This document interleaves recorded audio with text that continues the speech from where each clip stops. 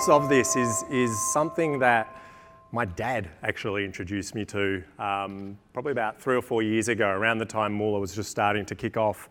And whilst it relates to funding and it relates to some of the challenges we experience in funding, it actually relates more specifically to some of the important factors that I believe are have contributed to our success. And hopefully from those, I can sort of provide a bit of context and experience to the Moula journey. But before I do that, I obviously wanted to just provide a bit more context to Moula per se, because Moula is still a relatively new company. We've only been lending for about 3.5 years. We've only existed for 4 years. So we're not like some of the other businesses that have been in front of you today. We're not listed. We're not in the press frequently. So I thought a bit of context wouldn't go astray. So without further ado, small business lending. And very much, we all have probably read about fintech and we've all got a bit of an appreciation for what's going on in that capacity. But we sit within the small business category of fintech, i.e. we're lending into that 1.5 million SMEs who really don't have access to capital, i.e. the banks typically when they lend to them are taking a very cookie cutter approach and they're giving them a credit card or an overdraft of which there's no real underwrite going on. It's effectively a matrix that says you're a baker in this suburb, so accordingly, here's $10,000. We assess the ability for someone to service a loan through their data and through their bank feeds or their Xero or MyOb data feeds to be able to provide more meaningful amounts, but still at responsible rates. And the data pretty much speaks for itself insofar as the challenges that these guys face in market. Now, a bit about us, as I mentioned, we were founded in 2013. In that time, we've grown to a pretty formative platform. Took a big investment from Liberty Financial, so largest specialty lender in this country, and that was a debt and equity package at the time, was a lot of money. One of the sort of initial large tickets that was written into the fintech space in Australia. And in terms of our capability, as I mentioned, I guess it is very much harnessing data, and it sort of becomes relevant as I go into the rest of this discussion, but it's about harnessing data and specifically using cloud accounting data. So businesses like Xero have been really beneficial to our growth, but also bank transaction data and also lots of other data sources that we think can assist in our underwrite. So this is sort of customer base, marketing services company, a bit of money to hire more staff, wholesaler up in Craigieburn of meat. Steve here needed quite a lot of money to bring in Christmas hams a few years ago before Christmas. Effectively couldn't get that money out of the banks, so we gave him money. He bought in the hams from Hamsville, and away he went, running his business without the overhead of having to deal with the traditional segment. And let's talk a bit about the team before I get into the guts of it. So there's me. This is actually my second startup. My first startup was in the late 90s where I ran an internet toy retailer, very imaginatively called toybox.com. And it was a successful exit. So I got a taste for it. But after that, and it was post that sort of NASDAQ crash that kind of turned a lot of us back into corporate individuals, I went and did an MBA and ended up a banker. So I stayed in that banking space for quite a while, and I met a guy called Andrew Watt when I was living in London. We actually sat 2 desks away from each other, working on credit type related products. And then we brought in another bloke because between Andrew and myself, we have zero coding capability. So we needed a CTO. And one thing we wanted to do differently as we sort of built out our strategy was to build something that was specific to Australia, that really harnessed the data sources that exist within this country versus what was going on in the US or going on in other parts of the world. And surprisingly, there are significant differences between our non-comprehensive credit reporting regime in Australia than there are, say, in the US where they have comprehensive credit reporting, and that sounds really boring, so I'll finish there.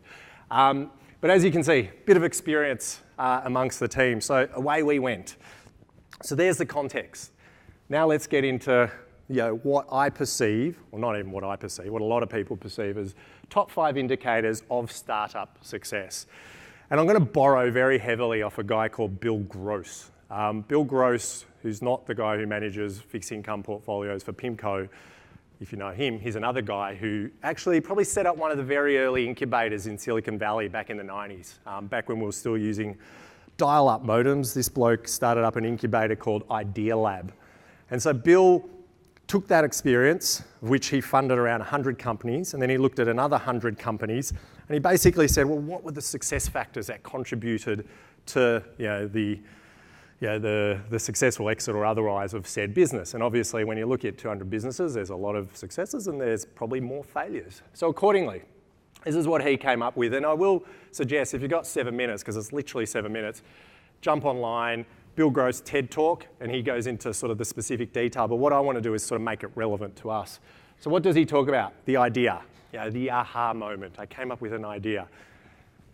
The team. Again, we touched on the team. That's why I mentioned it, and I'll sort of tell you about how it relates to us in a minute. The business model. What are you doing to effectively ensure that you're going to generate revenue, and what are you doing to ensure that that revenue exceeds your cost base? Pretty basic stuff, but very important to how you develop your business. Funding. There you go. There's the $ question. Funding. How important is funding insofar as contributing to startup success? And then the last one, timing. By timing, we're talking about things like being ahead of the curve or being behind the curve, too much competition. Is timing important in the success of a business like Moula, or in the success of any business for that fact? So there we go. There's the 5 factors, and I'm sure there's probably 27 other factors that you could pick up that sort of contribute to startup success. But ultimately, these are the ones that he honed in on, and there's books and there's YouTube videos and there's all sorts of resources that will obviously go into the detail. So taking the data set that Bill used to assess these underlying success factors, he came up with the importance they play in whether you're a unicorn or not, to use the term. So how important is the idea? How important is the funding? And he effectively ranked them. So now I want to go through the ranking, and with that ranking, relate it back to Moula, now that I've told you a bit about Moula, and sort of just indicate how important these 5 are. So obviously, this is not the order, but I'm here to talk to you about funding. So the question becomes, how important is funding in the exercise? So what we're going to do is we're going to go from least important to most important. So again, relating to the topic I'm up here to speak about, the least important is funding. So according to Bill Gross, when he's analysed these 200 companies, and my data scientists in the office would tell me that's not really statistically significant, so I'm talking rubbish. But anyway, 200 companies is better than none. So he says that contributes 14% of the equation that he came up with. So it's 14% important. Bit of a stretch, but there you go. So basically, does the company have enough money? He's not saying it's not important, but it's not critical. The funding's obviously something that comes by virtue of fulfilling those other factors. And in the case of Moula, we started at a time where the term fintech didn't even exist. We started when, I guess, we were investing heavily in our own platform, our own tech stack. And accordingly, funding was a lot harder. Like, there weren't devoted VCs focusing on fintech in the country. You went to a high net wealth investor and you told them about what you were doing, and they just sort of shook their head and were like, well, that's what banks are for.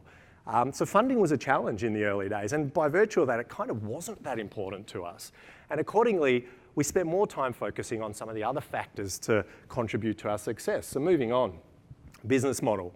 Business model is probably the easiest one when it relates to Moula, specifically relative to some of the other businesses you've probably seen in front of you today. And why it's easy is because people have been lending money since probably 7,000 years ago. It's not a hard business model. Effectively, you have a net interest margin, which is your top line revenue less your cost of funds, and you have a default rate. And it's really that simple. So the business model was an easy one to sort out. Obviously, we've got a lot better at understanding cost of acquisition and getting our heads around profitability. But it was one that sort of was the second most important in the scheme of things. Oops, I went the wrong way. Third most, so that ranked for 24%. Third most was the idea. Now, the idea is obviously important. I want to target a part of the financial system that is totally overlooked by the banks, as I mentioned before. The banks just don't get involved in the nitty-gritty of, lending to small businesses, and it's a function of two things. And it was a really obvious one for us. It's a function of absence of security, i.e. we don't do unsecured loans, so people are looking for unsecured facilities, of which the banks prefer to do secured mortgages, etc. And number two, when it's sub $250,000 lens, which is where we cap out, it's just actually not that profitable because of the people that are involved, because of the cost of deploying their platforms. It doesn't make them a heap of money, so accordingly, enter the various fintech disruptors that have come into the market with more efficient platforms that don't require the same number of people. Accordingly, our cost of acquisition or cost of execution significantly lower than banks. So that's the aha moment, and safe to say in our category, arguably it was probably sitting on side with the business model in terms of importance, just because it was so bleeding obvious. Now, team. I'm getting into the business end now.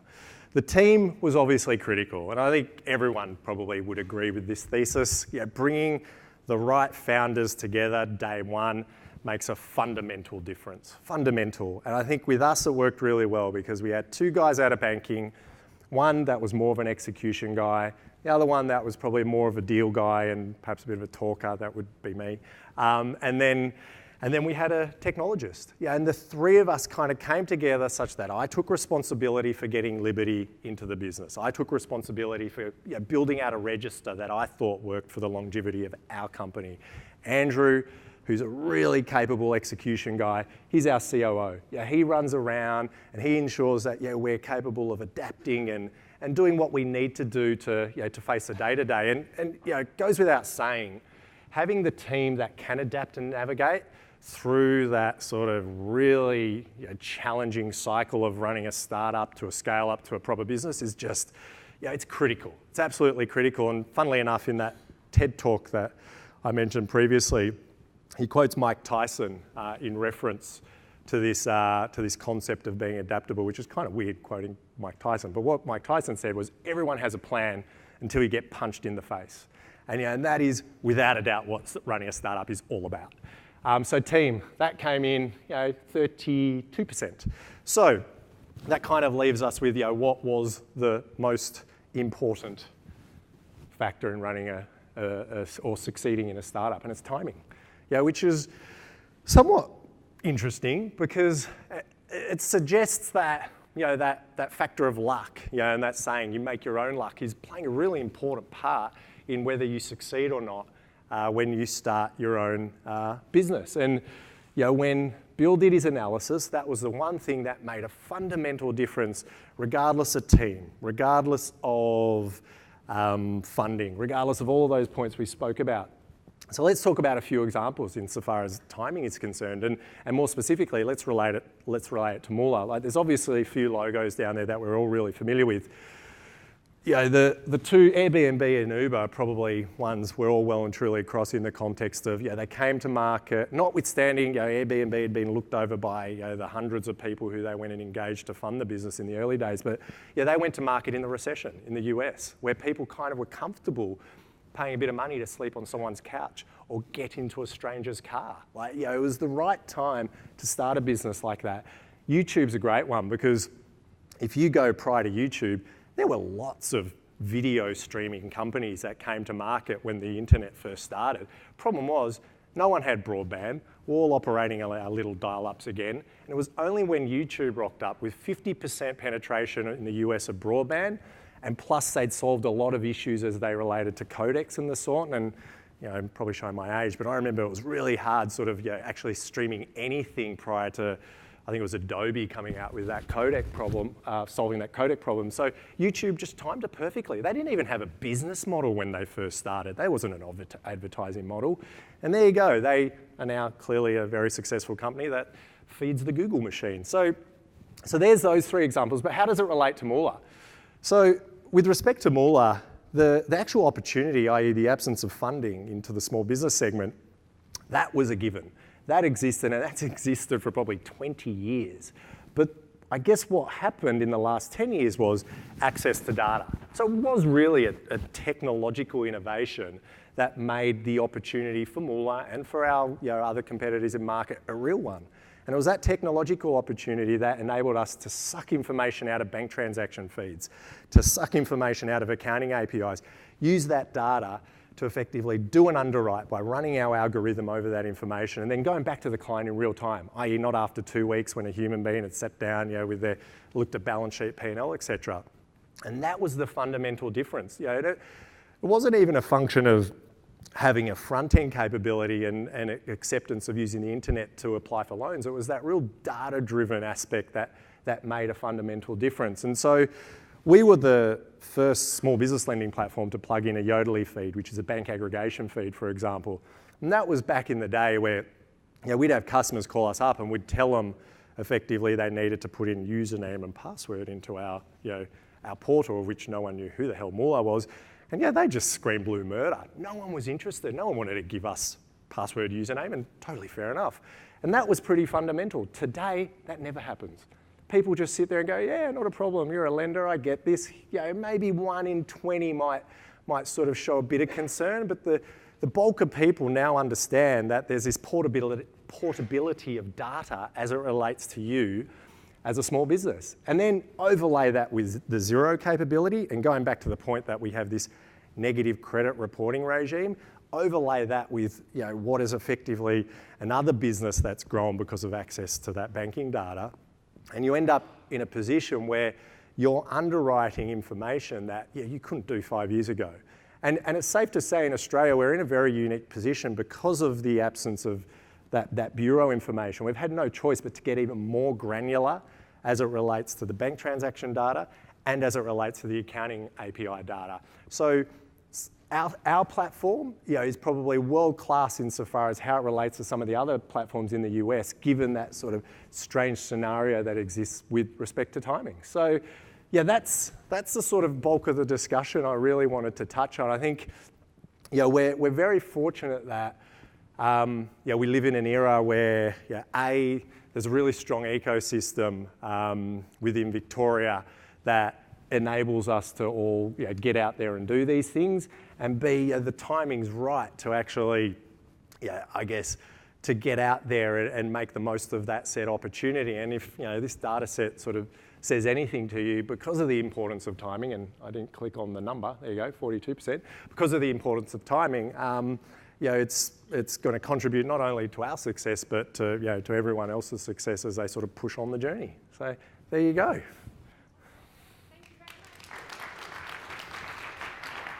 Aris, thank you. We've got some questions coming through. The first question was, how do you know when the timing's right? Like you're clearly running a startup that's doing it right. So it's easy to say it's right. Hindsight's a beautiful thing. Did you always know it was right? How do you know when it's right? No. So that's a really good question, because we didn't have an appreciation of us being right time, right place. And if anything, I think, as I mentioned, when my dad sent me that sort of clip to Bill Gross's little YouTube conversation, I think what he was effectively saying was, you got lucky, son, don't take it all for granted, which is the kind of guy he is. And I think ultimately you can take steps to assess the opportunity and the capability in market, i.e. to give yourself an indication with respect to timing. Like you can do work in that capacity. And before we started Moula, we interestingly we did do market research. We sat down and we analysed what data sources existed within Australia to enable us to build the platform we wanted. And Yodlee wasn't even in Australia, i.e. the bank aggregation capability. They weren't even in Australia. So we had to go to the trouble of understanding if they were ever going to come to Australia. And fortunately, they all were doing stuff offshore. And there was a lot of that work to I guess, appreciate the technological capability. And then second to that, appreciating the market capability, which was a relatively easy one. I mean, I remember our relationship with Xero, which was a pretty close one, was again a function of serendipity in a way, insofar as Yeah, they're just based down in Hawthorn. And when we rocked up to their offices and said, we want to hit your API because we want to use it for underwriting purposes, their API wasn't a bespoke underwriting capability. It was there for tax, it was there for receipts and all that other good stuff. So it was breaking new ground, which the fact it was there just made a fundamental difference. Yeah, very interesting. Now I'd like to ask a question about linking timing back to the first point, which is funding. Yes. Because timing is right, but if you've run out of money, you're not gonna have the right time. I'd like your comments on that, and then I have a follow-up question. Yeah, cool. So you're not wrong. I mean, take it all with a grain of salt because everything's interconnected, and some things are probably a lot more statistically significant for some than others. And it's quite ironic when you think about it. At the end of the day, our first big raise that we announced post-seed was with Liberty. And it was at a point where it was still relatively early. There wasn't a massive proliferation of the product. So Liberty saw a real opportunity. So timing played a massive role. And it wasn't just equity either. We're a business that needs equity and debt. So our first deal was a $30 million deal right out of the gates with minimal track record. We'd probably done, I reckon, maybe 100 loans at best at that point in time. And we just sort of stitched up a $30 million equity and debt financing deal. And it was timing. It was a function of the opportunity being relatively nascent, not many of us being in market, and Liberty, notwithstanding the fact that not many people sort of know the brand too well because they're more of a the sort of third-party broker-driven model, but they are very technically astute. So they wouldn't have given us a cent if we didn't have a guy like Piers who'd built the platform, and they wouldn't have given us a cent if they couldn't see our roadmap with respect to decisioning and the importance of how we utilise that data. And again, it does relate back to the fact that we're in the right place at the right time, and that was the right party who wanted to sort of go on that journey with us. So my follow-up question was actually about related finance again, and you mentioned the share registry. Oh yeah. And you mentioned the critical words, so I could build the right share registry. Tell us your journey. What in your view is the right share registry, and what was your journey to create that? Yeah, it's sort of, I think a lot of people obviously, when they build their businesses, they focus on obviously ensuring that there's capital coming into the business, and in some instances you take money wherever it comes from. Like in many instances you almost have no choice. So accordingly, you do what you have to. And my advice to anyone would be to try and avoid that situation, because the last thing you want on your share register are shareholders who don't believe in your vision, who are somewhat agitators. And I've seen it before. I've had the pleasure of sitting on a few other boards of startup companies and running my own, and you see it. There are always going to be shareholders who are perhaps a bit disgruntled with the time it's taking to exit or don't believe in strategy. So you need people who can buy into your strategy, and the fewer the people, particularly in the earlier days, probably the better. And again, you don't want to have to be managing a 100-person register when you're only a 5-person company, for example. So in the case of Moula, even to this day, we have a very tight, small register. And it hasn't been through through lack of trying, in the sense that we've worked very hard to engage people that we felt were subscribing to our thesis. And I sort of say that in the context of you can't run a lending business like a SaaS business.